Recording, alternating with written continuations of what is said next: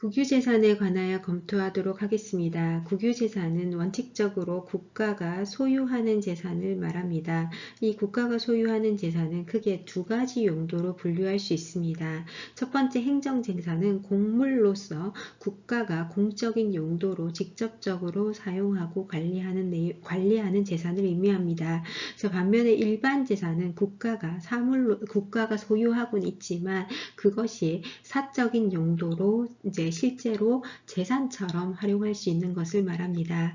이러한 행정재산은 예를 들어서 도로나 그다음에 행정관청 그리고 문화재 등을 의미하기 때문에 이 공적인 용도로 활용되는 재산이기 때문에 국가가 마음대로 처분이나 매각할 수 없습니다. 당연히 이러한 행정재산을 사인이 점유하더라도 취득시효가 적용되지 않습니다. 이러한 행정재산은 국가가 행정적인 목적으로 사용하기 때문에 사용하고 소유하고 관리하기 때문에 이 행정재산을 타인이 또는 사인이 활용하기 위해서는 사용허가라는 절차를 거치게 됩니다. 허가는 행정청이 사인에게 일정한 금지된 자유를 해제해 주는 거죠. 일정한 요건을 갖춘 경우에요. 따라서 행정청이 하는 사용허가나 무상사용수익허가는 모두 다 공법적 행위에 해당합니다. 반면에 일반 재산은 국가가 재산처럼 사용하는 것이기 때문에 예를 들면 국유림 같은 건데요. 행정청이 매각할 수도 있습니다. 따라서 사인이 이 국가 소유의 잡종재산, 일반 재산을 취득한 경우에 취득시효도 적용될 수 있습니다. 이러한 사물에 해당하는 일반 재산은 대부할 수도 있고요. 대부나 임대를 할 수도 있습니다. 다만 이러한 일반 재산에 관해서 행정청이 매각하거나 대부하는 행위는 사법상 행위로 인정이 됩니다.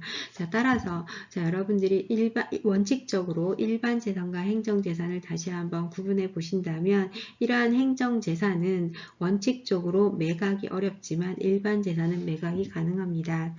이러한 행정재산을 빌려주는 행위가 가능하냐라는 것을 봤을 때 둘 다 가능하지만 일반 재산은 사용허가나 무상사용수익허가는 모두 다 공법상의 행위로 인정을 받습니다. 따라서 이 사용허가나 무상사용수익허가에 관한 분쟁이 생겼을 때는 행정소송으로 사안을 해결하게 됩니다. 반면에 일반 재산인 경우에는 이것을 매각할 수도 있고요. 그 다음에 임대 또는 대부를 해서 일정한 수익 활동을 할 수도 있는데요. 이러한 수익을 얻는 행위는 모두 공법상 행위가 아니고 사법상 행위에 해당합니다. 따라서 이러한 매각이나 대부 관계에서 분쟁이 발생했을 때는 민사소송으로 해결할 수 있습니다. 반면에 똑같은 행정재산이나 일반 재산이라 할지라도 변상금을 부과하거나 대부료를 징수하는 등의 행위에 있어서는 둘 다 국세징수법이 적용이 되기 때문에 공법상 행위로 보고 있습니다. 따라서 이 경우에는 행정소송을 통해서 권리를 구제받을 수 있습니다. 이래서 사용허가 그리고 사용료 부과 같은 경우에는 모두 다 이쪽 분야 행정재산에서 나오는 용어죠. 그렇죠? 이러한 사용허가나 사용료 부과는 모두 다 강학상 특허 처분으로서 처분성이 인정되고요.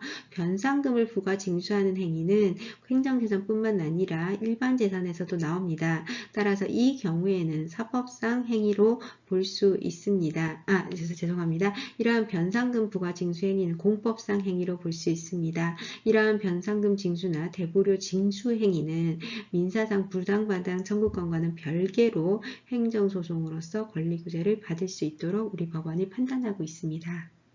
공물에 관하여 행정재산과 일반재산이 구분되어서 설명을 하고 있는데요. 행정재산과 일반재산의 유형과 행정법적인 어떤 쟁점을 간단하게 정리하도록 하겠습니다.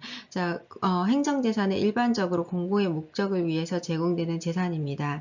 따라서 이러한 행정재산은 처분이 불가능하고 예외적으로 사용허가를 받는 경우에만 활용할 수 있는데요. 대표적으로 정부 청사, 그리고 도로, 그리고 정부 기업재산, 문화재가 이에 해당합니다. 공용재산 또는 공공용재산이라고 불리고요.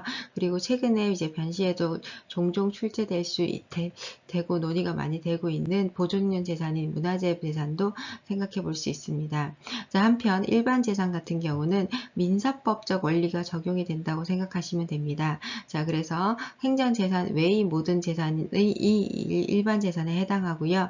이러한 일반 재산의 경우에는 처분도 가능하고 대부나 임대도 가능합니다. 그리고 그래서 행정재산은 원칙적으로 공법적 원리, 일반 재산은 원칙적으로 사법 원리가 적용된다고 생각하시면 됩니다.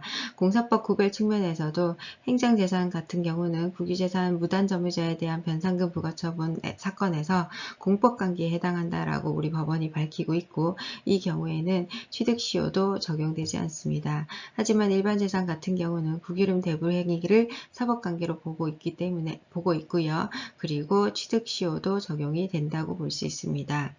행정재산과 관련해서 시험 문제에 종종 출제되고 있는 것이 특히 선택형에도 나오지만 사례형에도 나오고 있는데요.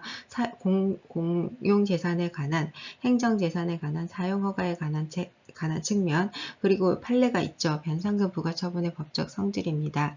자, 사용허가 우리 공용재산이나 청산 같은 데다가 매점을 운영합니다. 자, 이러한 것은 공용재산에 관한 특별한 사용이죠. 그쵸? 사용허가를 받아서 예를 들어서 5년이 최대 기간인 5년 동안 사용허가를 받아서 행정재산을 사용하게 됩니다. 자, 이러한 사용허가는 행정법적 개념으로는 특허에 해당합니다.